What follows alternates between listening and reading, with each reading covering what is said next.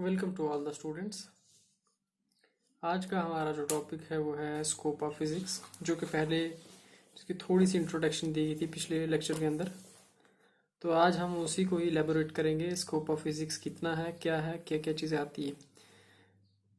इसकी टाइप्स जो है वो मैं पहले ही बता चुका हूँ कि स्कोप कितने डोमेन्स में बटा हुआ ये पहले ही बता चुका हूँ। आज फिर से थोड़ा रिव्यू कर लेते हैं, उसके बाद देखते हैं आगे।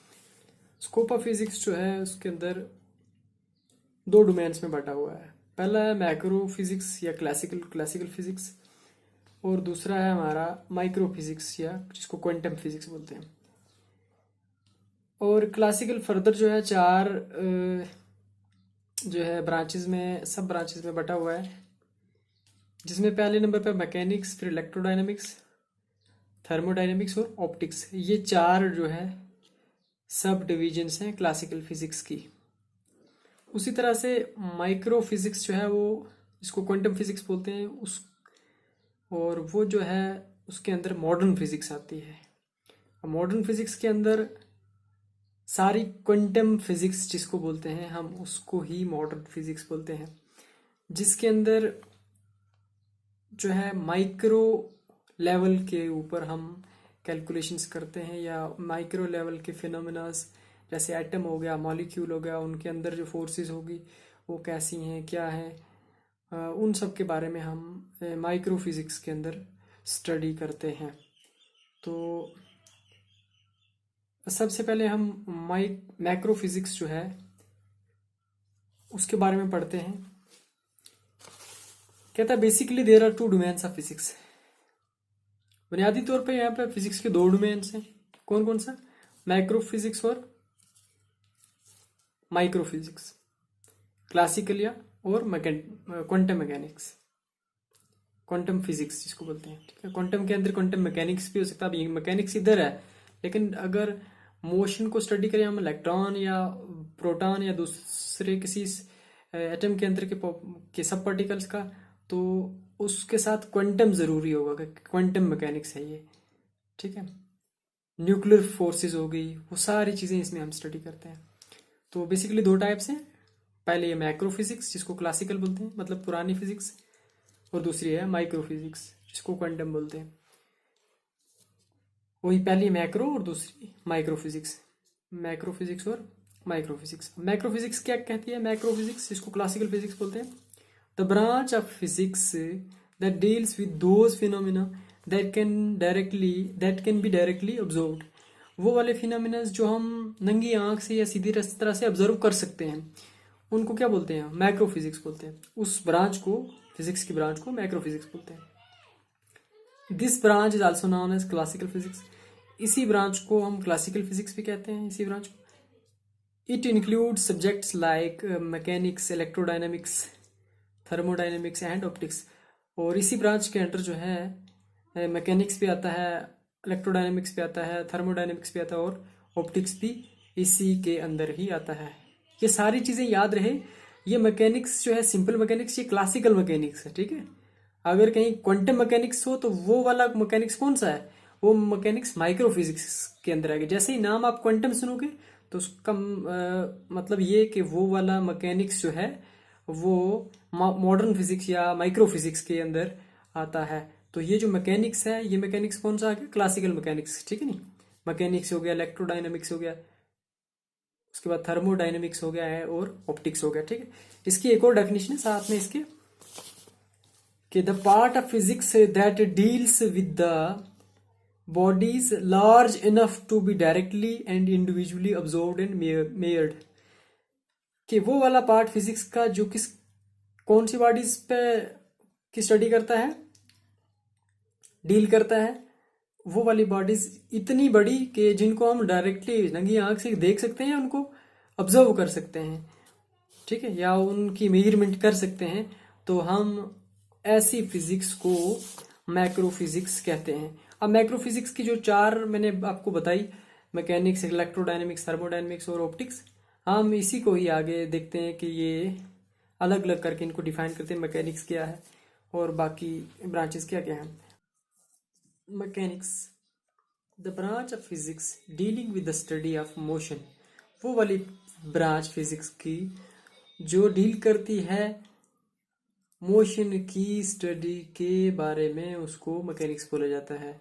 व्हेन सब्जेक्टेड टू फोर्सेस, जब उस किसी भी बॉडी को या ऑब्जेक्ट को फोर्स में धकेला जाए और डिस्प्लेसमेंट या वो डिस्प्लेस हो, and the other subsequent effects of the bodies on their environment, या जब उस बॉडीज को हम फोर्सेस लगाएंगे तो उसके सब्सिक्वेंट जो असरात हैं इन्वायरमेंट के ऊपर वो क्या पड़ेंगे, सराउंडिंग के ऊपर वो क्या चेंजेस लाएगी उस सराउंड के अंदर। इस पूरी स्टडी को हम मैकेनिक्स बोलते हैं। Mechanics is founded on Newton's laws of motion. Mechanics की बुनियाद जो है न्यूटन लॉज ऑफ मोशन पे है। And the law of gravitation is concerned with the motion of particles.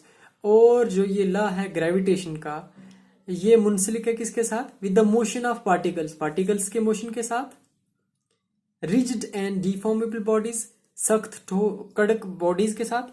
And deformable bodies, deformable bodies वो होगी जिनकी शेप हम चेंज कर सकें, वो बॉडीज जो है वो डिफॉर्मेबल बॉडीज हो सकती हैं। जैसे आपकी मिट्टी से बना हुआ कोई चीज़ है, तो हम गीली मिट्टी से बने हुए तो हम उसकी शेप को चेंज कर सकते हैं।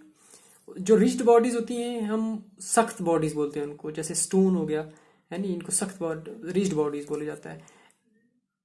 And general systems of the particles, और जो जनरल सिस्टम है पार्टिकल्स का उसको हम किससे, इस लॉ से, लॉ ऑफ ग्रेविटेशन जो है उससे स्टडी करते हैं। आगे है हमारे पास कि मैकेनिक्स के अंदर हम कौन कौन सी प्रॉब्लम्स को सॉल्व करते हैं, अब कौन कौन सी प्रॉब्लम को स्टडी करते हैं। The propulsion of A rocket, rocket का जो ये धक्का लगना या उसको प्रोपेल कराना, ये जो उसका मोशन है उसको भी हम मैकेनिक्स के द्वारा ही स्टडी करते हैं। Propagation of water waves, water waves का प्रोपोगेट होना, आगे चलना, ये भी हम इसी मैकेनिक्स से ही स्टडी करते हैं।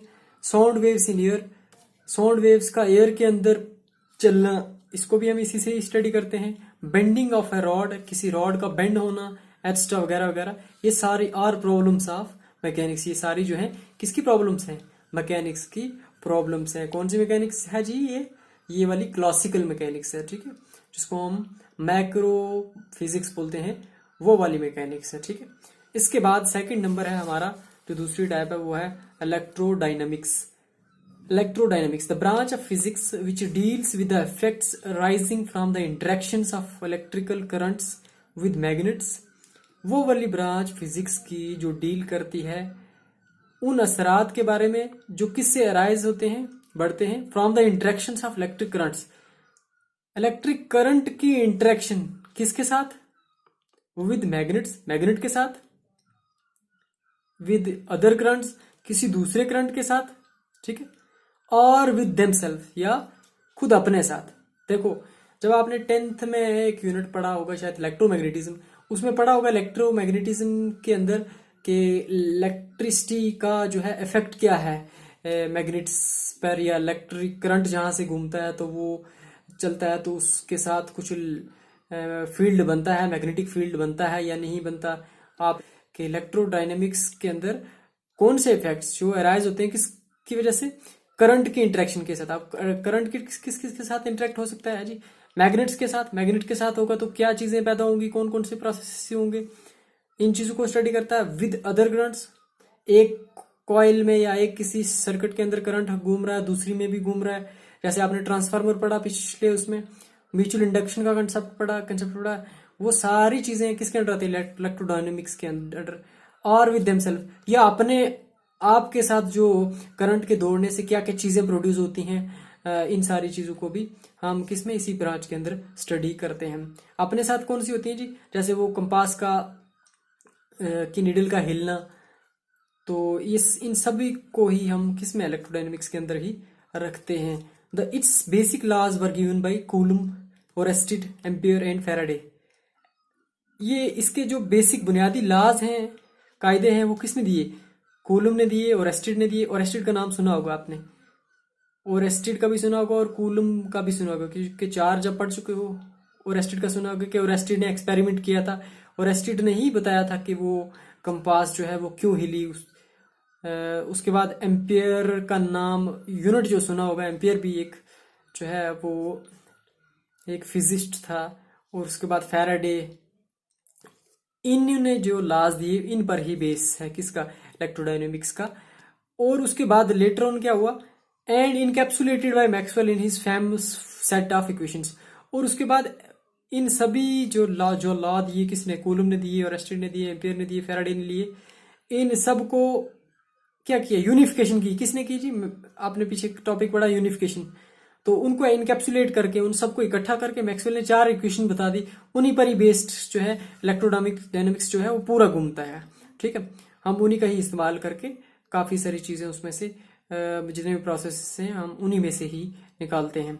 ठीक है, the motion of A current carrying conductor in a magnetic field. अब इसके डोमेन बता रहा है कि ये प्रॉब्लम्स बता रहा है कि इलेक्ट्रोडायनेमिक्स के अंदर हम क्या क्या चीजें पढ़ते हैं। The motion of A current carrying conductor in a magnetic field, किसी करंट कैरिंग कंडक्टर का मैग्नेटिक फील्ड के अंदर कैसा रवैया होता है। The working of antenna, antenna का कैसे काम करता है ये भी हम इलेक्ट्रोडायनेमिक्स के अंदर पढ़ते हैं। Propagation of radio waves in the ionosphere, जो बाहर वाली लेयर है हमारी आइनोस्फीयर हमारी अर्थ की, उस के अंदर जो है रेडियो वेव्स कैसे प्रोपोगेट करती हैं, चलती हैं, एक्स्ट्रा। और द प्रॉब्लम्स ऑफ इलेक्ट्रोडायनेमिक्स, ये सारी की सारी कौन किसकी प्रॉब्लम्स हैं, इलेक्ट्रोडायनेमिक्स की प्रॉब्लम है जो हम इसके अंदर स्टडी करते हैं। ये वैसे बहुत बड़ा जो है यूनिट है, लेकिन मैंने इसकी थोड़ी थोड़ी इंट्रोडक्शन दी, चूंकि आपको इसका स्कोप बताना, थोड़ा थोड़ा हम टच करके चलेंगे, हमें पता चलता रहेगा कि इसका स्कोप फिजिक्स का कितना बड़ा है। आप जो टॉपिक है उस आपका टॉपिक है स्कोप ऑफ फिजिक्स, तो हम वही स्कोप बता रहे जा रहे हैं। ऊपर ऊपर से हम पढ़ेंगे कि इलेक्ट्रोडायनेमिक्स में, थर्मोडायनेमिक्स में, ऑप्टिक्स में इसका कहाँ कहाँ क्या क्या रोल है। Thermodynamics, the branch of physics which deals with the relationship between heat and other forms of energy. वो वाली फिजिक्स की ब्रांच जो डील करती है किसको, रिलेशनशिप किन किन के बीच में, हीट और दूसरी फॉर्म ऑफ एनर्जी जो है, दूसरी फॉर्म ऑफ एनर्जी होगी जैसे इलेक्ट्रिकल एनर्जी होगी, मैकेनिकल एनर्जी होगी, हीट और उनके बीच में जो रिलेशनशिप है उसको जो स्टडी करती है जो ब्रांच, उसको थर्मोडायनेमिक्स बोलते हैं। और याद रहे थर्मोडायनेमिक्स के अंदर हीट और टेम्परेचर इन 2-3 चीजों का होना लाजमी है। It is concerned with the changes in internal energy, ये कंसर्न्ड है किसके साथ, इंटरनल एनर्जी के अंदर जो चेंजेस आती हैं, या टेम्परेचर के अंदर या उसकी एंट्रोपी के अंदर। इंटरनल एनर्जी के अंदर जो चेंजेस आती हैं उसके साथ उसकी स्टडी, टेम्परेचर या एंट्रोपी। एंट्रोपी एक नई टर्म है जो आप थर्मोडायनेमिक्स के अंदर पढ़ोगे, जिसको बोलते हैं कि ये it is the disorder, measure of disorder. किसी भी चीज के अंदर जो डिसऑर्डर है हम उसको या डिस्टरबेंस जो है किसी कंस्टिट्यूएंट पार्टिकल्स के अंदर, हम उसको एंट्रोपी बोलते हैं। तो ऑफ द सिस्टम किसकी वजह से, थ्रू एक्सटर्नल वर्क, बाहर जो काम हो रहा है उसकी वजह से, एंड ट्रांसफर ऑफ हीट, या बाहर से हीट ट्रांसफर जो हो रही है उसकी वजह से, जो किसी भी बॉडी के अंदर जो चेंजेस आ रही हैं उसके टेम्परेचर में, उसकी एंट्रोपी में या उसकी इंटरनल एनर्जी के अंदर, उसको स्टडी करने वाली ब्रांच जो है वो थर्मोडायनेमिक्स है। अब इसके अंदर जो मेन काम जो है वो क्या क्या होते हैं, क्या क्या चीज़ें हम प्रॉब्लम्स जो है सॉल्व करते हैं या हम इसको पढ़ते हैं, वो है the efficiency of heat engine की एफिशिएंसी, एंड रेफ्रिजरेटर की एफिशिएंसी कि जल्दी कितना जल्दी ठंडा करता है, यानी उसके, अच्छा, the direction of a physical और केमिकल प्रोसेस, कि किसी फिजिकल या केमिकल प्रोसेस की डायरेक्शन कौन सी है, किधर से किधर जा रही है, हीट कहाँ से कहाँ ट्रांसफर हो रही है, टेम्परेचर किधर से किधर जा रहा है नहीं। अगर आप किसी चीज को लाइटर से किसी रॉड को हीट कर रहे हो तो टेम्परेचर कहाँ से, लाइटर की फ्लेम से होके आपकी रॉड में जा रहा है, ठीक है नहीं। तो ये मतलब इसमें डायरेक्शन जो है फिजिकल या केमिकल प्रोसेस की, उसको भी इसी में ही स्टडी किया जाता है। ये वाली और the problems of the thermodynamic extra, मतलब इसके अलावा भी और भी प्रॉब्लम्स हैं इसके अंदर, लेकिन ये कुछ एक प्रॉब्लम्स है जो हम थर्मोडायनेमिक्स के अंदर स्टडी करते हैं। इसके बाद है आपका ऑप्टिक्स, फोर्थ टाइप जो है वो optics, the branch of physics which deals with the study of behaviour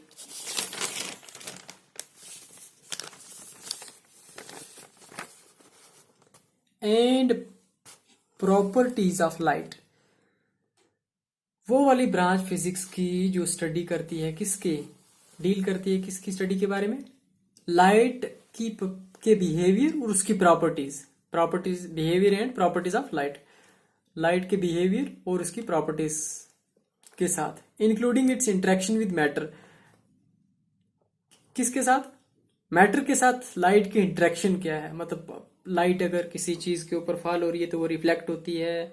10th में आपने यूनिट पढ़ा होगा रिफ्लेक्शन और रिफ्लेक्शन वाला, उसमें बहुत लंबे से दिया हुआ है।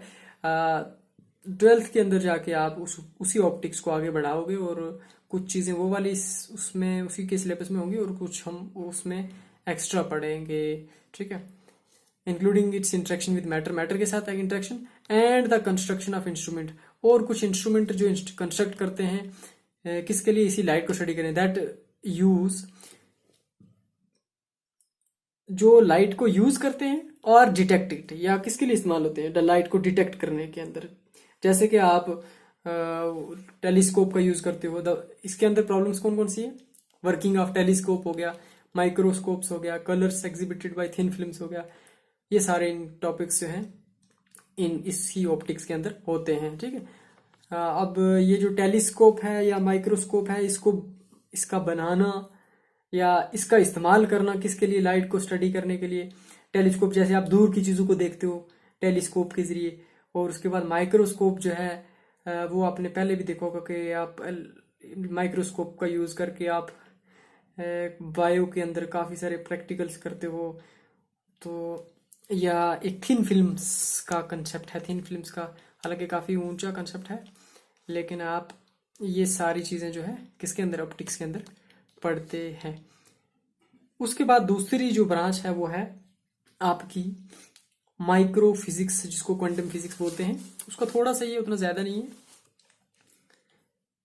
माइक्रो फिजिक्स या क्वांटम फिजिक्स दूसरा डोमेन जो है किसका, आपके फिजिक्स का, स्कोप ऑफ फिजिक्स का। The branch of physics that deals with the bodies and phenomena on A microscopic और स्मॉलर स्केल, वो वाली ब्रांच फिजिक्स की जो डील करती है किसके साथ, विद द बॉडीज, ऐसी बॉडीज के साथ, एंड फिनोमिना, और उनके साथ एसोसिएटेड जो फिनोमिनाज हैं उनके साथ, ऑन ए माइक्रोस्कोपिक और स्मॉलर स्केल, किस लेवल के अंदर, किस रेंज के अंदर, माइक्रोस्कोपिक रेंज के अंदर। अब माइक्रोस्कोपिक कौन से हो गए, जो हम अपनी नंगी आंख से नहीं देख सकते, उनको माइक्रोस्कोपिक बोला जाता है। और स्मॉलर साइज, या जिनको हम छोटे साइज वाले बोलते हैं, जैसे आपका एटम के अंदर का हाल वाल देखना हो गया, या उनकी फोर्सेस को देखना, स्टडी करना, पढ़ना, वो कैसे होती हैं, कौन कौन सी फोर्सेस आती हैं, इलेक्ट्रॉन क्या करते हैं, क्या, ये सारे स्पेशली विद मॉलिक्यूल्स, वही बता रहा है कि खासकर मॉलिक्यूल्स के साथ, एटम्स के साथ, एंड सब एटॉमिक पार्टिकल्स, और सब एटॉमिक पार्टिकल्स जैसे इलेक्ट्रॉन, प्रोटॉन, न्यूट्रॉन, या इन सभी न्यूक्लियस वगैरह, इनके साथ इनकी जो स्टडी है वो कौन डील करता है, micro physics. Its domain includes, अब इसके डोमेन के अंदर कौन कौन सी चीज़ें आती हैं, कौन कौन से सब्जेक्ट्स या कौन कौन सी चीज़ें हम स्टडी करते हैं, वो है जी एटॉमिक फिजिक्स आ गया, एटम के रिलेटेड जो हम फिजिक्स पढ़ते हैं वो एटॉमिक फिजिक्स होगी, है नहीं, उसको हम माइक्रो फिजिक्स के अंदर लेते हैं। अब देखो, अगर आप एटॉमिक फिजिक्स बोल रहे हो तो एटम तो किसी भी मतलब नंगी आंख से आप थोड़ी देख सकते हो उसको, ठीक है। तो ये जो है काफ़ी स्मॉलर स्केल के ऊपर जो है जो फिजिक्स, हम उसको माइक्रो फिजिक्स बोलते हैं, जिसको क्वांटम फिजिक्स या मॉडर्न फिजिक्स भी बोला गया है। उसके बाद मॉलिक्यूलर फिजिक्स होगी, न्यूक्लियर फिजिक्स होगी, पार्टिकल फिजिक्स होगी, प्लाज्मा फिजिक्स होगी, या क्वांटम मैकेनिक्स होगी। ये सारी की सारी जो है ब्रांचेस हैं किसकी, माइक्रो फिजिक्स की। हम इनको एलैबोरेट नहीं करेंगे, हम सीधा, हमें स्कोप के लिए बोला गया है तो हम स्कोप, हमने उसको ऊपर ऊपर से बता दी कि स्कोप यहाँ यहाँ तक है। हम इसको अभी सम अप करते हैं कि ऑन द होल हम इसको क्या कहेंगे। आगे है कि on the whole one can say that the scope of physics is truly vast. Scope of physics जो है वो बहुत बड़ा है। It covers a tremendous range of magnitude of physical quantities like length, mass, time, energy extra. ये क्या करता है, बहुत बड़ा रेंज कवर करता है, किसका, मैग्नीट्यूड, किसका, physical quantities like length, mass, time, energy extra. ये फिजिकल क्वांटिटीज जैसे लेंथ, मास, टाइम, एनर्जी, इनका बहुत बड़ा रेंज जो है उसको कवर करता है। अब कवर करने का मतलब क्या हो गया, मतलब उसको स्टडी करता है। यानी आप इलेक्ट्रॉन का साइज देख लो, वहां से लेकर हमें स्कोप बताना है ना, तो वहां से शुरू होना और फिर जाके पूरी यूनिवर्स का साइज बता देना। अब इसके बीच में कितनी सारी चीजें आ रही हैं कि इसका रेंज स्कोप जो है कितना बड़ा है। आप इलेक्ट्रॉन से शुरू हुए जो एक एटम के भी अंदर है, वहां से शुरू हुए और कहाँ तक चले गए, पूरी यूनिवर्स के ऊपर चले गए। नहीं, अर्थ का देखा, मतलब मून की जो है उसकी रिवॉल्वेशन का हमें पता है, रोटेशन का पता है, ठीक है ना। ये सारी चीजें किसके द्वारा, इसी फिजिक्स के द्वारा ही, यानी इसी स्कोप के अंडर आता है। याद रहे माइक्रोस्कोपिक जो है वो यहाँ खत्म हो गया, हम इसको सम अप कर रहे हैं इसके नीचे, ठीक है नहीं। तो at one end it studies phenomena at very small scale of length 10⁻⁴ और इवन लेस। कहता है एक तरफ ये स्टडी करता है क्या, जो स्कोप है फिजिक्स का, उसके बारे में बात कर रहे हैं कि फिजिक्स जो है एक तरफ इस लेंथ के की चीजों को उसके बारे में स्टडी करती है। कौन सी, जिसकी लंबाई जो है 10⁻⁻14, मतलब 1 को डिवाइड कर लो आप, 1 डिवाइडेड बाई 1 के आगे 14 जीरोज लगा लो आप, इतने मीटर या इससे भी कम जो है छोटी चीज को आप स्टडी करते हो, उसकी लंबाई को देखते हो, किससे, फिजिक्स के इन्वॉल्विंग, जिसमें इलेक्ट्रॉन, प्रोटॉन, एक्स्ट्रा, ये सब एटॉमिक पार्टिकल्स जो हैं, हम इनकी स्टडी जो है एक तरफ कह रहा है कि एक तरफ इतनी छोटी चीज को ही स्टडी करते हैं।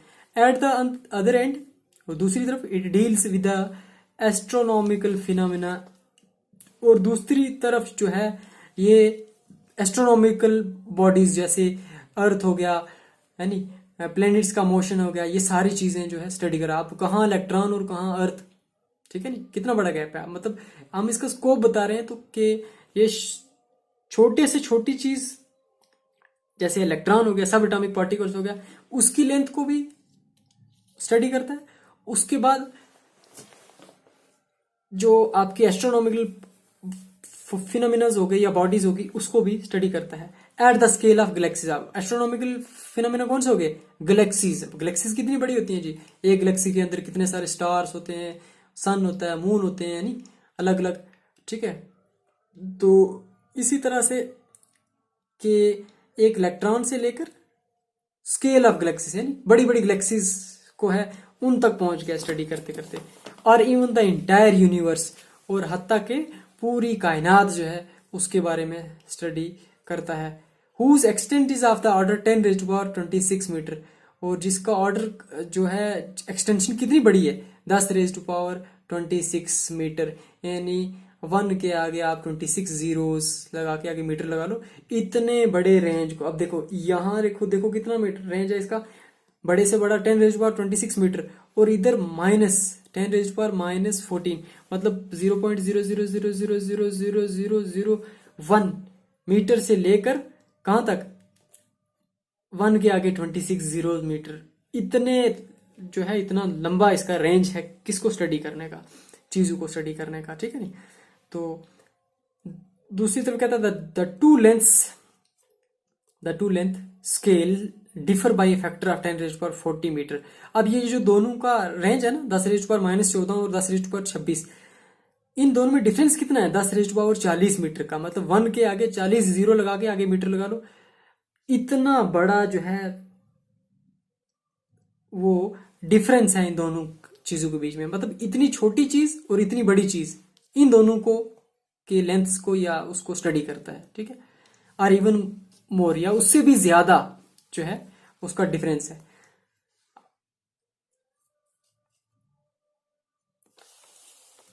आगे कहता है the range of masses goes from से 10⁻⁻30 kg।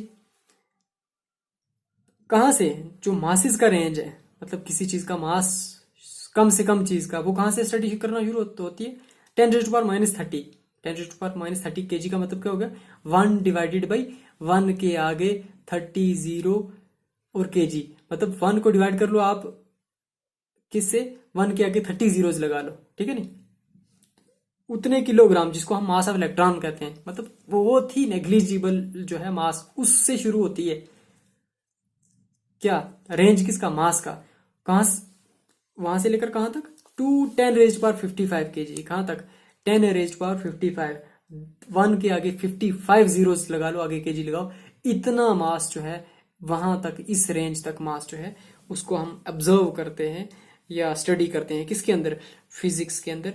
तो कहने की बात ये कि ये सारी चीजें बताने से का मतलब यही था कि इसका स्कोप कितना बड़ा है, फिजिक्स का स्कोप जो है वो कितना ज्यादा है और कितना बड़ा है। एक तरफ आप जो है इलेक्ट्रॉन के जो लेंथ है या उसके अंदर जो स्मॉलर स्केल की लेंथ है उनको देखते हो कि वो 10⁻⁻14 है, वहां से शुरू होके आप चले जाते हो यूनिवर्स तक, या आप एस्ट्रोनॉमिकल बॉडीज की तरफ चले जाते हो कि इतनी बॉडीज तक हमने क्या कर दी है, रिसर्च कर दी है या उनको देख लिया है, पढ़ लिया है। तो ये उसका क्या बता रहा है, स्कोप बता रहा है, रेंज बता रहा है कि इतना ज्यादा है। तो उसी तरह से साथ में इसका मास बताया कि मास छोटे से छोटे मास से लेकर बड़े से बड़े मास तक हम इसको स्टडी कर चुके हैं। तो ये बता रहा है कि स्कोप जो है फिजिक्स का वो कितना बड़ा है।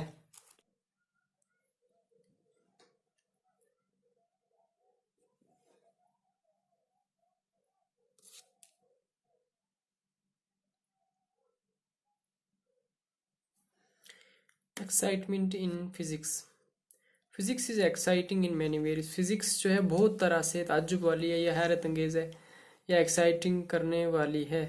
To some people the excitement comes from the elegance and universality of its basic theories. कुछ लोगों के लिए जो एक्साइटमेंट है ये कहाँ से आती है, ये जो इसके अंदर खूबसूरती है और इसके अंदर जो यूनिवर्सलिटी है, यूनिवर्सलिटी कौन सी चीज़ होगी, इसको आप यूनिफिकेशन का कह रहे हैं। मतलब काफ़ी सारी चीज़ों के लिए काफ़ी सारी चीज़ें जो है किसी एक लॉ से कंट्रोल हो रही हूँ, तो इस चीज़ के अंदर भी उनको खूबसूरती दिखाई दे रही है, देती है, और इसलिए वो इसको एक एक्साइटिंग चीज़ मानते हैं। From the fact that a few basic concepts and laws can explain phenomena covering a large range of magnitude of physical quantities।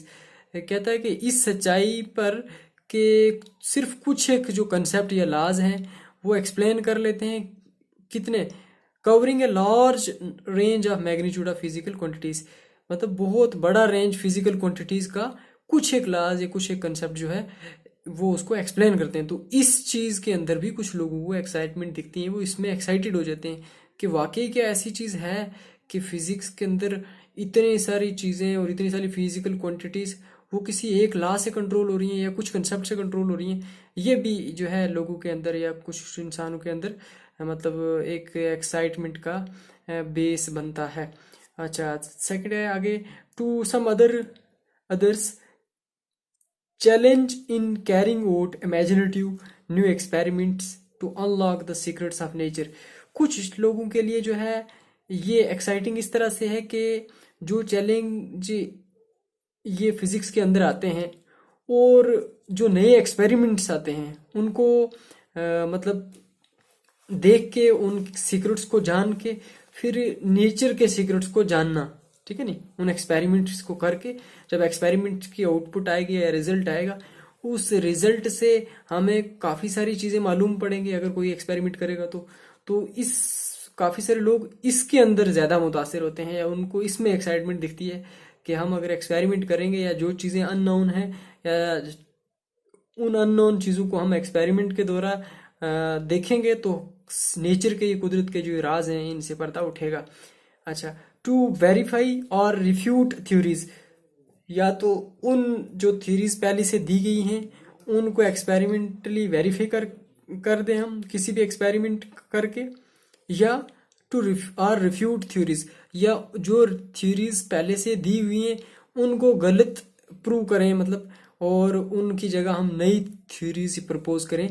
कुछ लोगों को इसके अंदर भी जो है इसकी एक्साइटमेंट दिखती है और विच इज़ थ्रिलिंग, जो ये क्या है मतलब उन लोगों के लिए एक अच्छी चीज़ है, एक थ्रिलिंग चीज़ है, ठीक है। Application and exploration of physical laws to make useful devices is the most interesting and exciting part.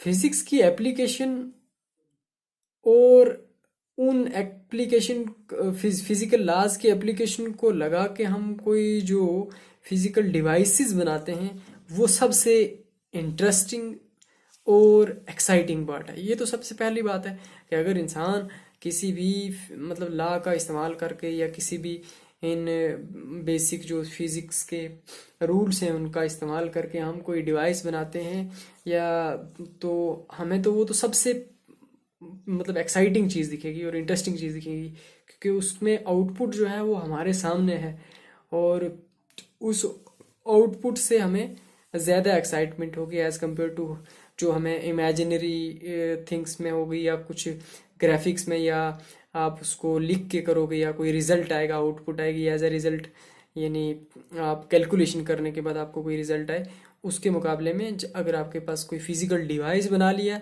उन जो आपको थ्योरीज दी हुई हैं तो आपको ये चीज़ ज़्यादा ही इंटरेस्टिंग लगेगी, एक्साइटिंग लगेगी। On the whole one can say that physics is exciting in understanding the working of world around us.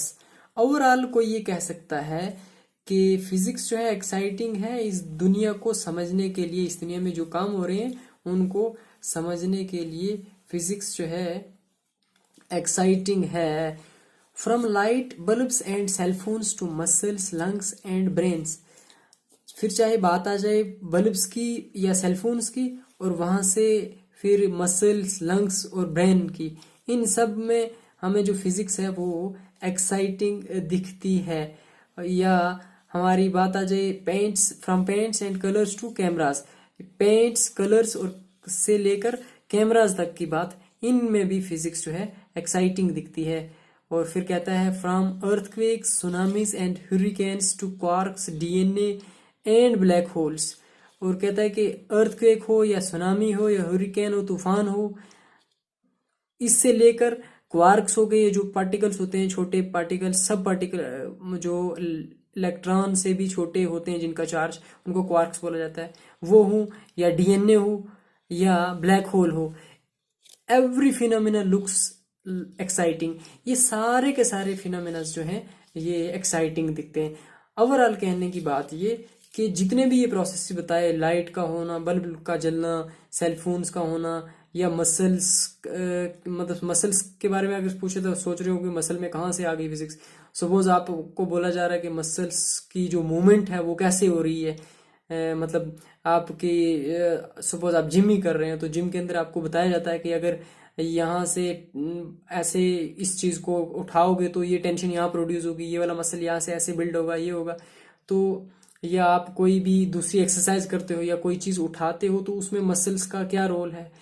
फिर बात आ जाती है लंग्स की और ब्रेन की, कि लंग्स के अंदर किस तरह से, जैसे हम लंग्स की बात करें तो लंग्स में किस तरह से जो फिजिक्स का इस्तेमाल है, लंग्स के लिए हम जैसे वेंटिलेटर्स का इस्तेमाल करते हैं, या ब्रेन के अंदर किस तरह से सिग्नल्स पहुंचाए जाते हैं, ब्रेन के अंदर किस तरह से सिग्नल बाकी बॉडी को किस तरह से जाता है, इन सब को एक्सप्लेन किया जाए तो मतलब ये सारी चीज़ें जो है हमें एक्साइटिंग देती है। या हमारा पेंट हो गए, कलर्स हो गए, और फिर वहाँ से कैमराज की तरफ, पेंट्स और कलर तो हमें सामने चीज़ें दिखाई दे रही होती हैं, लेकिन कैमराज का वर्किंग कैसे हो रहा होता है, किस तरह से वो किस तरह से तस्वीर को खींचता है, या फिर बाकी प्रोसेसेस हो गए जैसे अर्थक्वेक हो गया, सुनामी हो गया, हरिकेन्स हो गए, बड़ी बड़ी प्रोसेसेस किस तरह से होते हैं, और उससे फिर छोटी चीज़ें जैसे क्वार्क हो गया, डीएनए हो गया, ब्लैक होल हो गया, एवरी फिनोमिना लुक्स एक्साइटिंग।